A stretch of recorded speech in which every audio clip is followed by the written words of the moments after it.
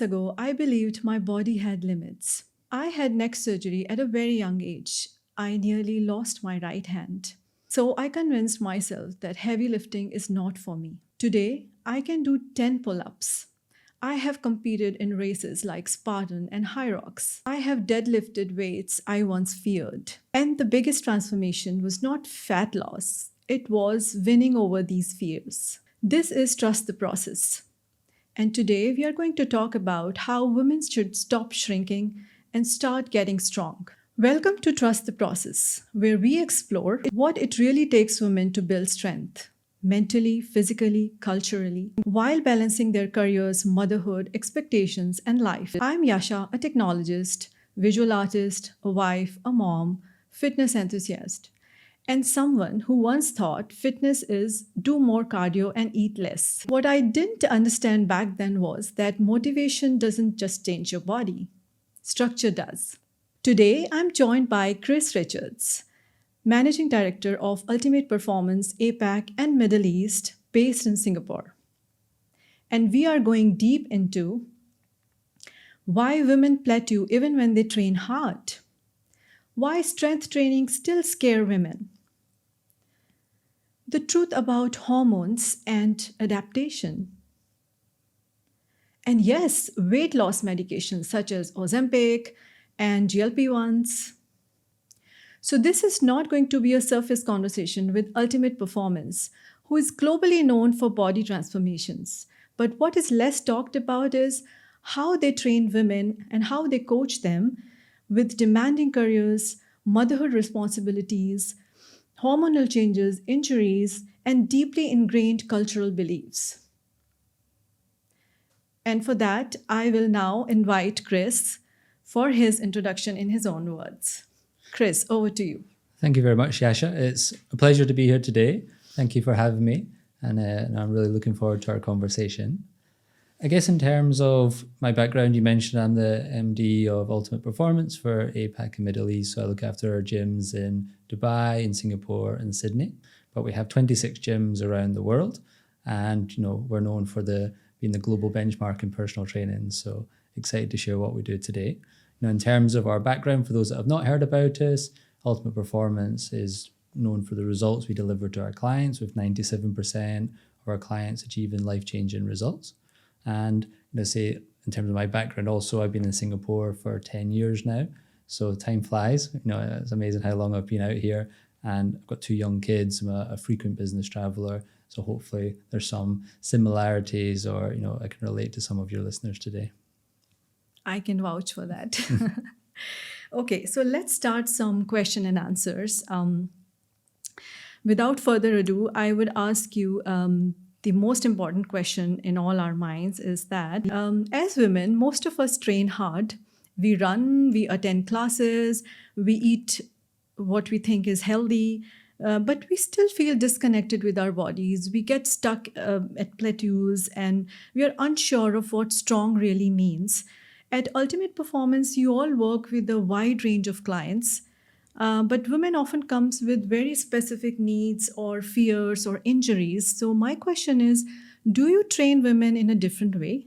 So everyone is different, certainly. So when we work with clients at Ultimate Performance, we need to ensure that we do things in a personalized way. So there's a number of assessments that we'll work through when somebody joins us, so that we clearly understand their goals, we understand what their motivations are, and specifically then how we can work with them on that journey to help them. Obviously, whether it's a male or a female, there's going to be some differences there as well that we need to take into consideration. So whether they're at a different stage of their life, where they might be going through menopause, whether they've just been pregnant and recovering, from that process, or whether, they've got a specific sports performance goal or a big weight loss or fat loss goal that they need to achieve, we're able to work with all of those different clients in a very specific and targeted way. So it is very personalized, you would say, that each client journey is personalized. Absolutely. A combination of a movement assessment when we're on the gym to understand if there's any injuries, any limitations. You mentioned about your history, if there's any previous surgeries or any restrictions, we'll take that into consideration with what's safe and what's going to be most effective. Mm-hmm. But then also nutrition. Is it certain eating habits that they have? Is there dietary requirements, any allergies? Is there any religious considerations? There's lots of different things that we'll look at so that we understand what's going to be appropriate for this person, and it's not just one size fits all. It's more than just gender. When you joined in 2022, what was your goal? Look, I came up with a very simple goal. I mean, simple for ultimate performance, I guess, because I think you have a recipe that I wanted fat loss, right? I was running. I thought I'm doing everything right. So I just joined to do the fat loss reduction program. I lost around 13% of fat, but I didn't stop there. It was so motivating that I keep changing my goals from one to another. After achieving my first goal, I then prepared myself for one pull up, and then from 1 to 5, 5 to 10. And then I competed in High Rocks. And just recently, I finished a fitness body photo shoot, which was something very new and very brave, I would say. So my experience with ultimate performance was that, and the coaching that I had was that I stopped thinking about how do I look, and somewhere I just started thinking about what more can I achieve, or what am I more capable of. I think that's how I will summarize, and it's still going on. I don't know what will be the next goal, but I'm still with you guys, and I'm still practicing what you're teaching. Fantastic. So here I'm going to touch a very, very important topic among us women's life. A lot of the listeners of Trust the Process podcast are professionals or mothers or both. So I want to ask that, how do you help women who are already juggling their very high pressure lives? So I think it's really important that we understand their goal, we understand their lifestyle, and then we need to create a system that's going to work for those individuals.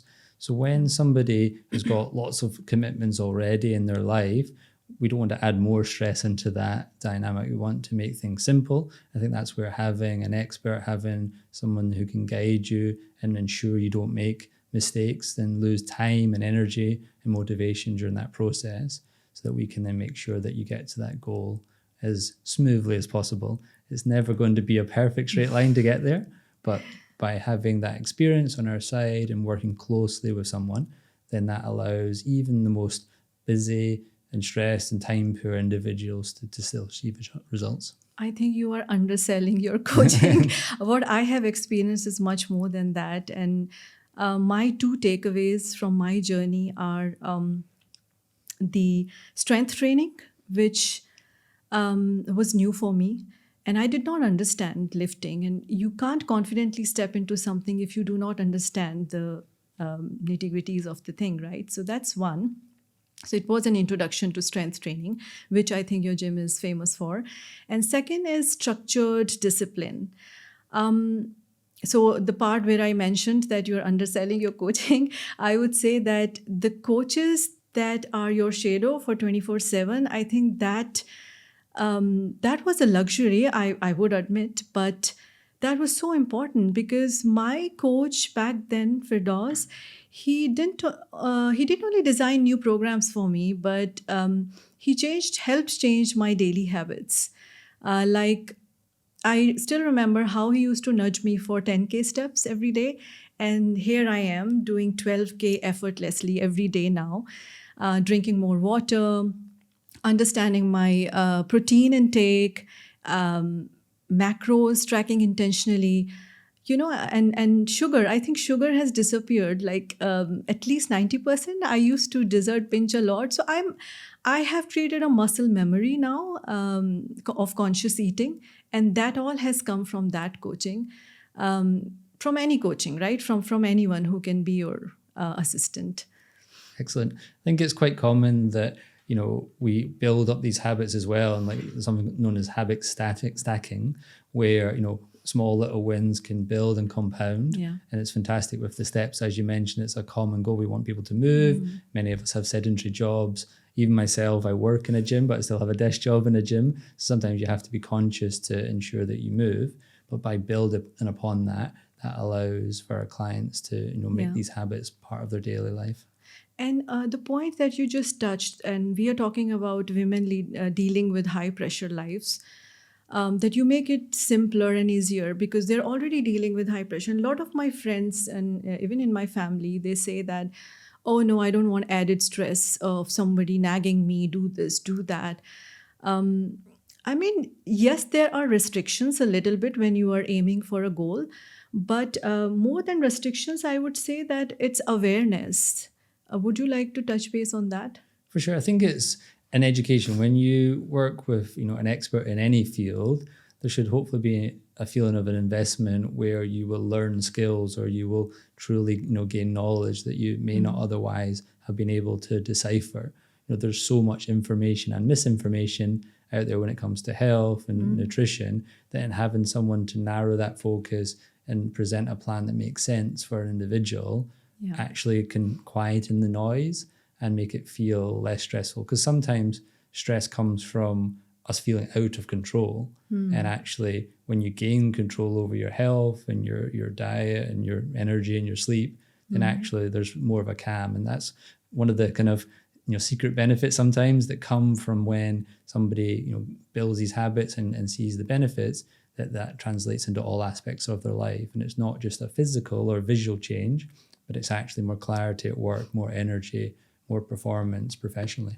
Yeah, I certainly agree with that because if I look back at my journey, I just joined a very high demanding global tech role, which included a lot of travel, twice a month sometimes, mother of a young boy, fatigue, and eating habits. I think that it had the whole coaching and the structured plan helped me address the lack of control thing that you mentioned. So that's why I think I am a huge fan of the structure that could come with that help. Fantastic.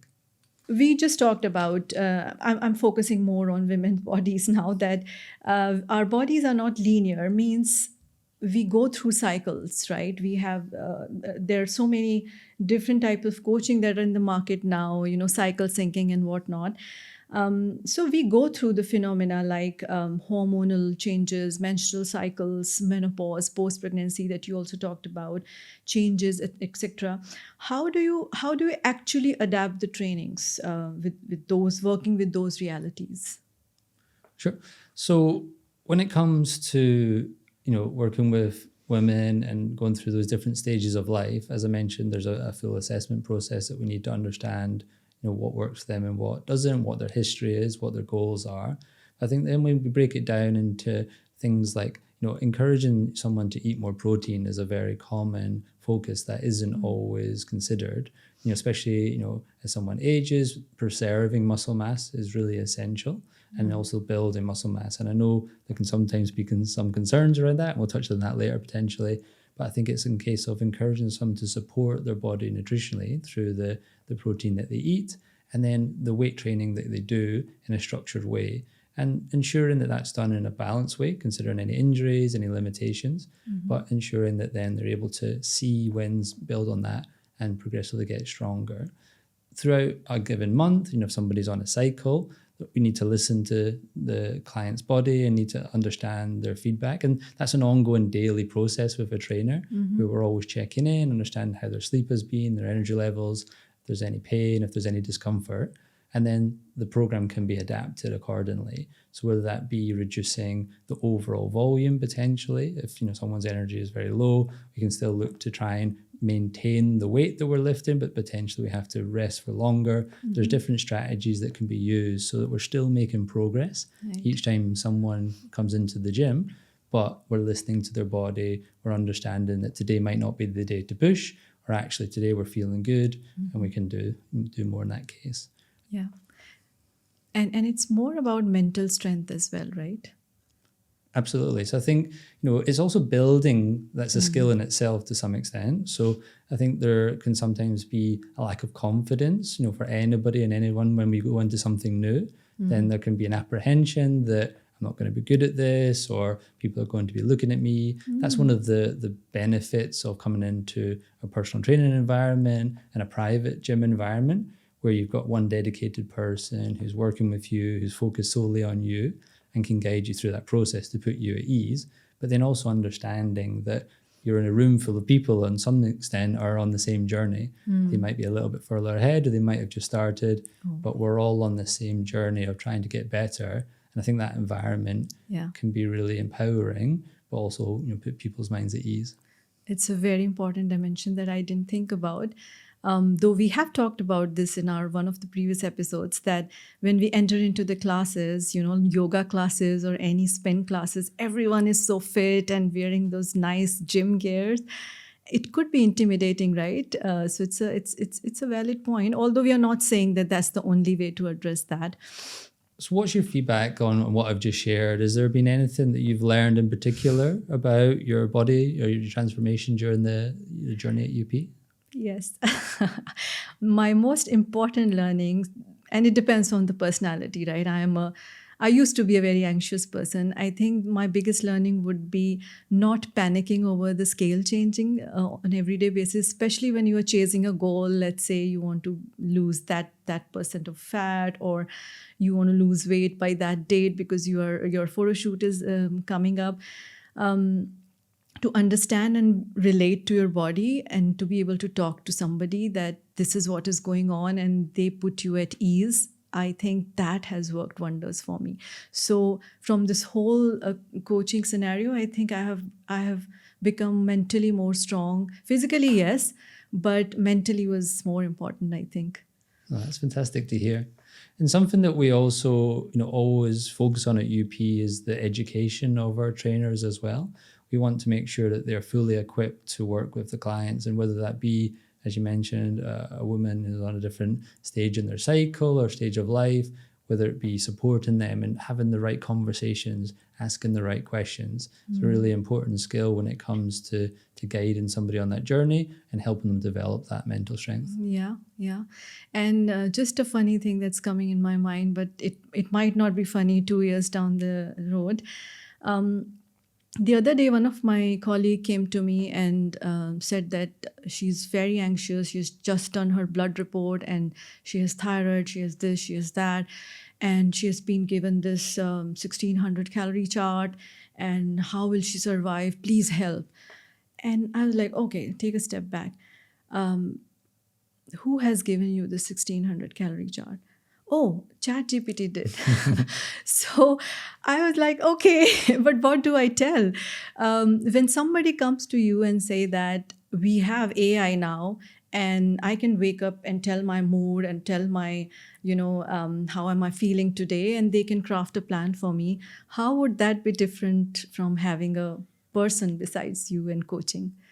So great question. I think AI is incredible, some of the things it can do. I think we're all experiencing and playing around with that at the moment. It is only as good as the prompts you put in, though. So that would be my starting point. So how well have you guided it or kind of informed it for the recommendations that were made? And sometimes you don't know what you don't know. So it's hard to put in the prompt if you're not sure what's relevant or important at that point in time. So that would be one key part. And then I think it's that human touch that I think AI has, such a powerful place moving forward in many automations and many systems, potentially a stage back. But then when it comes to the last mile or the delivery, I think the human touch, the human interaction will always be so valuable to then be able to read somebody's reaction, how they're looking, how they feel, and how they're performing. I strongly believe that, good quality personal training in the gym will be very, very, very difficult to replace from a sort of AI perspective, because that experience, those nuances, the safety component, and then understand how to make tweaks and changes on the spot is a skill that many of our team develop over many years. So long story short, I think for that it could be a starting point, but it's more that ongoing journey, that trainer, that coach, that accountability partner that's in your corner that you can have a conversation with, that you can have regular feedback with. Those are the parts that a human, I think, will still take precedent over. Yeah, and working in tech, prompts are as good as what your knowledge is, even if you have knowledge bases. But unknowns will be unknowns, and attacking those unknowns will be always tough. For sure. Okay, thank you. Yes, that's a great insight and reassurance as well. So you had a serious medical history and you had a surgery that you touched on before. what fears did that bring into your training? Was there any apprehension that you had coming into your journey? A lot I had. It's Thank you for asking that question, and if it can help anyone address that in their lives. For at least 10 plus years, I stayed away from weights. I thought that I have to treat my hand like a glass, as I said earlier. And I was protecting it rather than strengthening it, right? And what I loved when I got exposed to strength training at Ultimate Performance was that nothing is better than a coach who can remove your fears that you had and open up the sky for you, right? And that had happened and amazed me. I had a neck surgery. I had a blockade in my hand. There was no blood flow in the hand. So there was double surgery. So that was a very traumatic time. When I think about it, and now when I'm deadlifting heavier than my own weight, it's amazing. And pull-ups, right? It's completely opposite to what somebody might have. I think breaking that belief was the most powerful moment for me during this whole journey.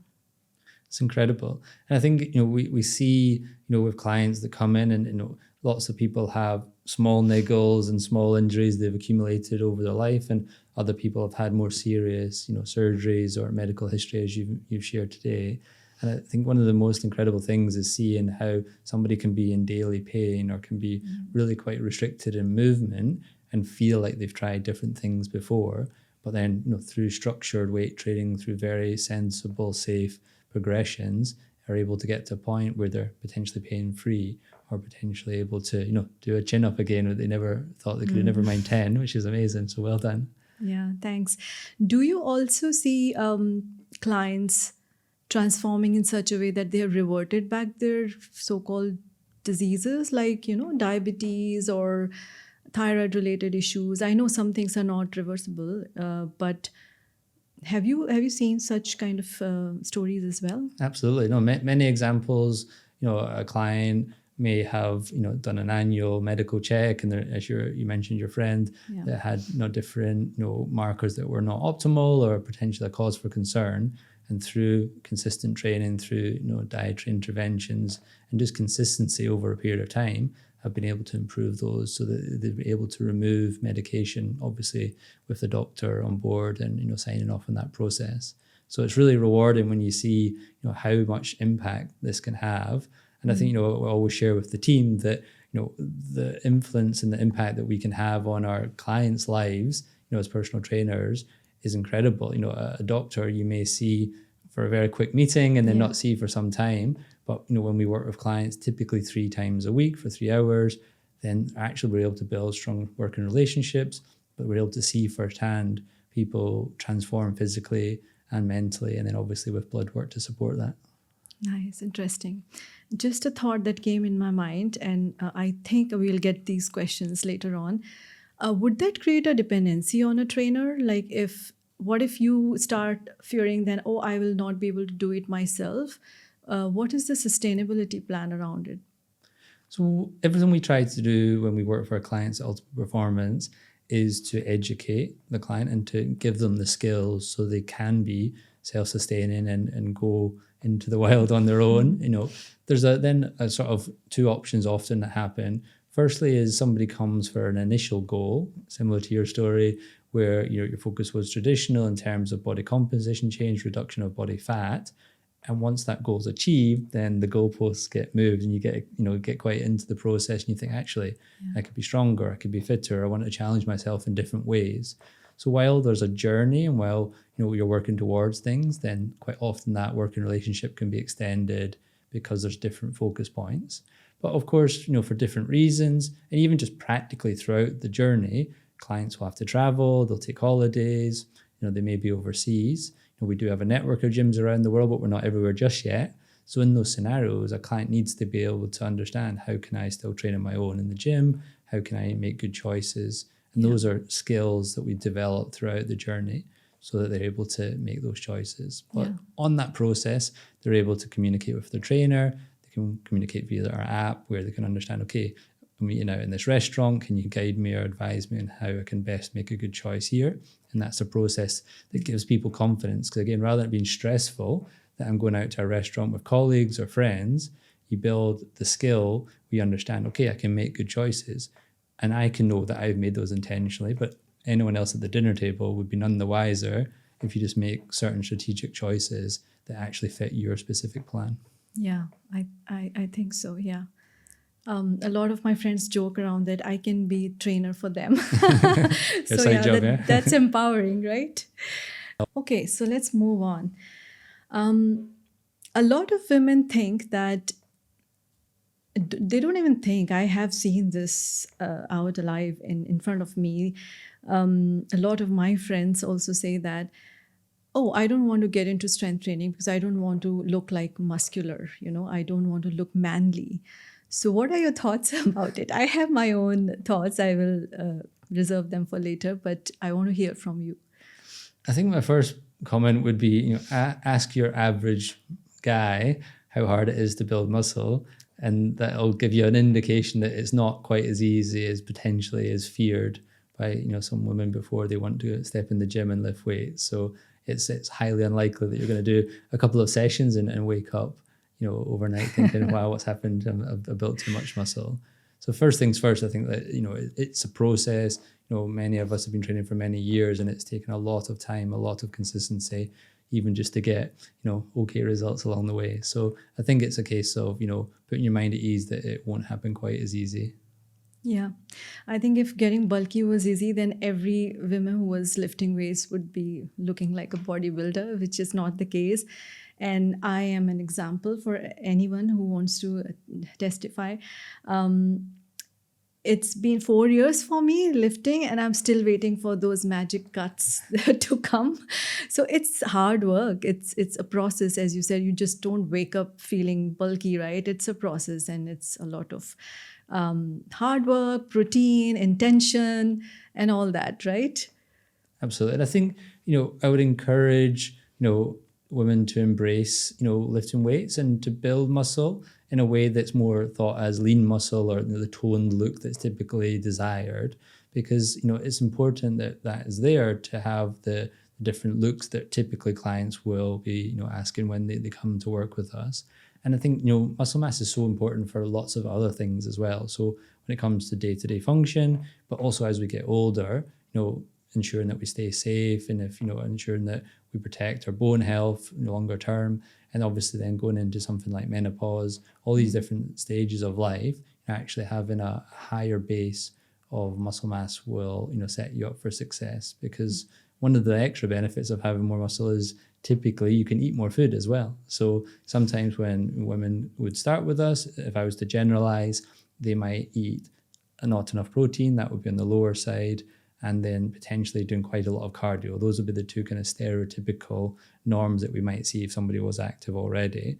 Now, that risk there is then that the muscle mass will be lower. So if we can increase the protein intake to support recovery, to promote building the lean muscle mass, and then to do more of the weight training, and cardio still has its place, there's no problem with that, then that really sets someone up for success.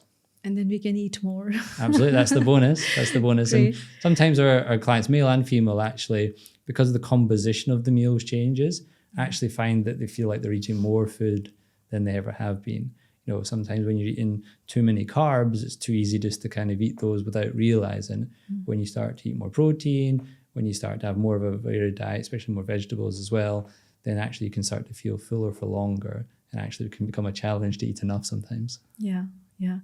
It's such a science, right? That what you explained in 3 sentences, I think we can talk hours on that.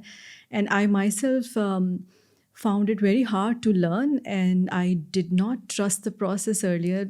Actually, that's where the name of the podcast came from, because my coach used to keep telling me, trust the process. And now that I'm trusting the process, we are here.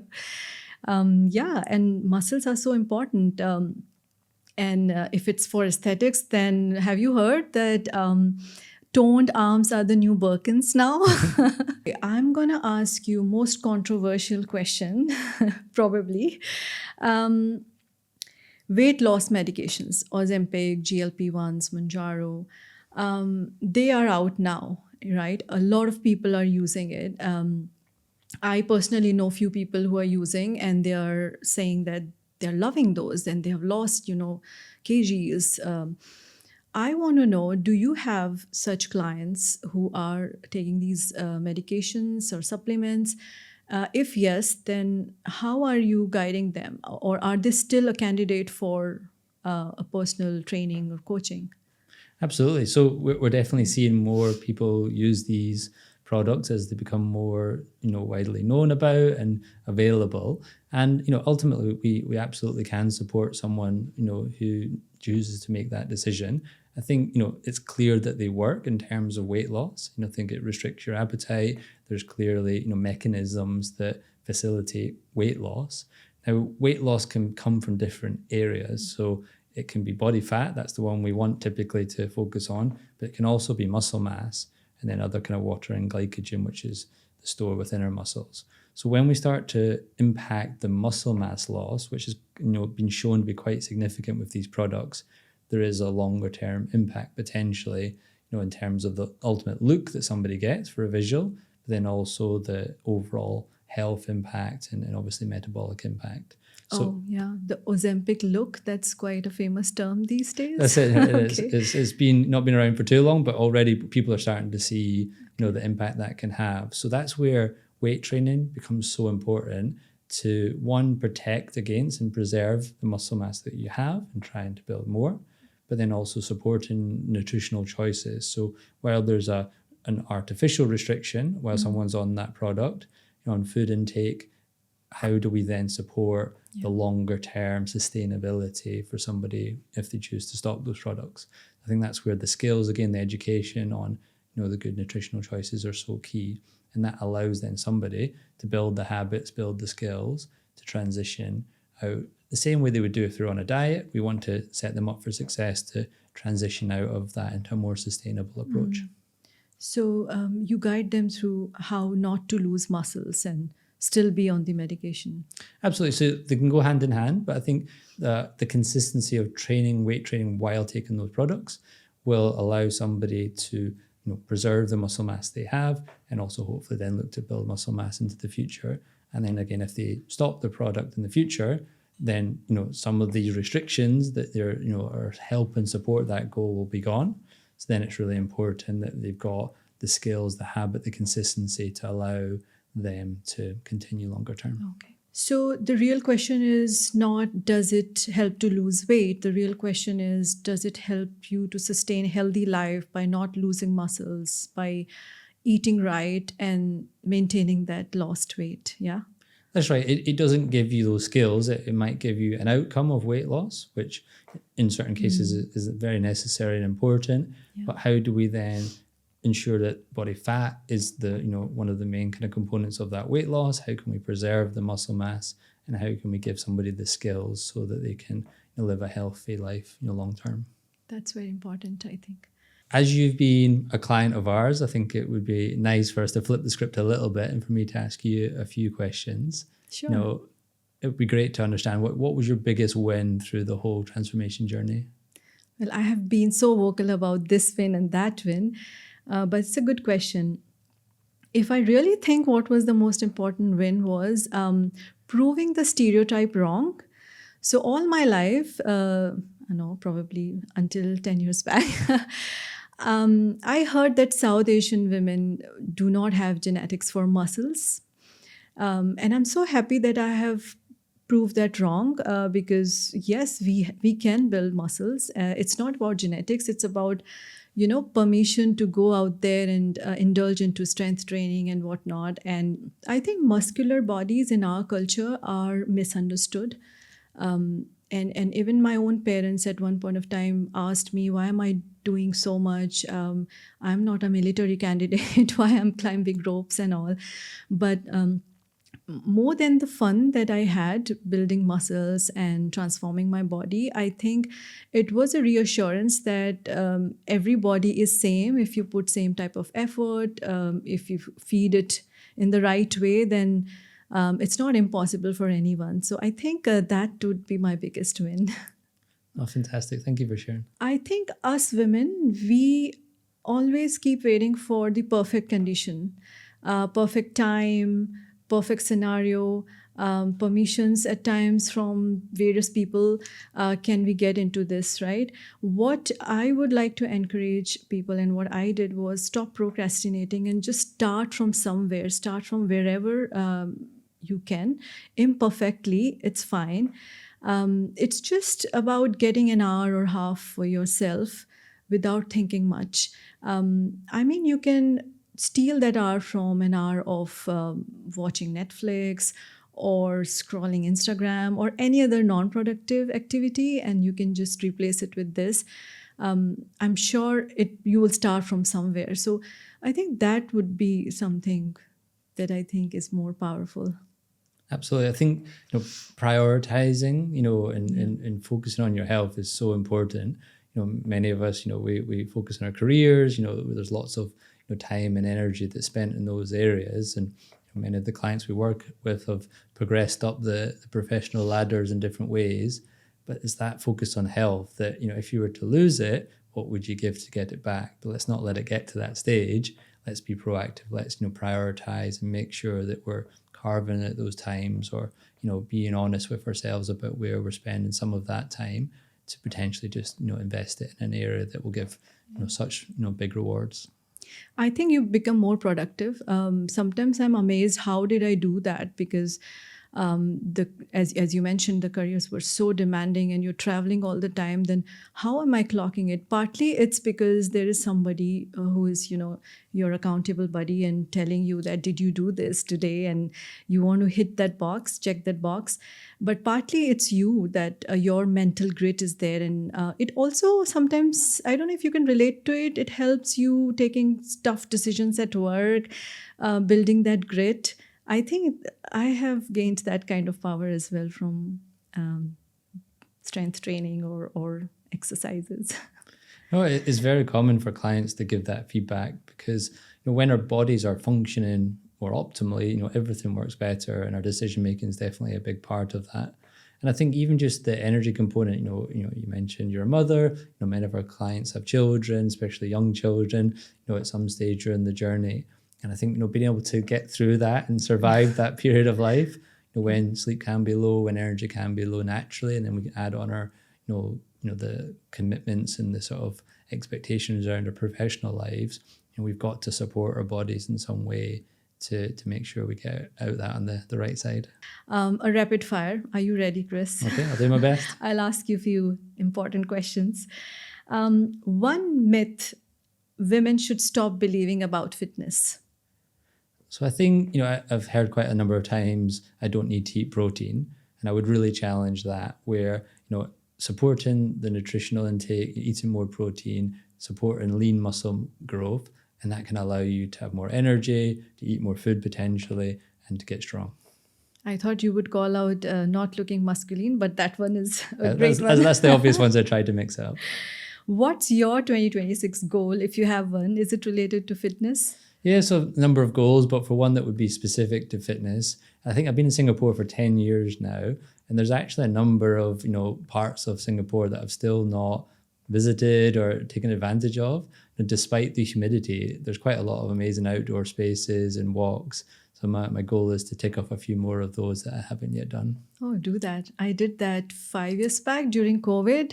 Checked all the national parks as a program. Somebody led that program. It was amazing. That's right. When I first came, everyone was like, "Oh, go to McRitchie, it's lovely."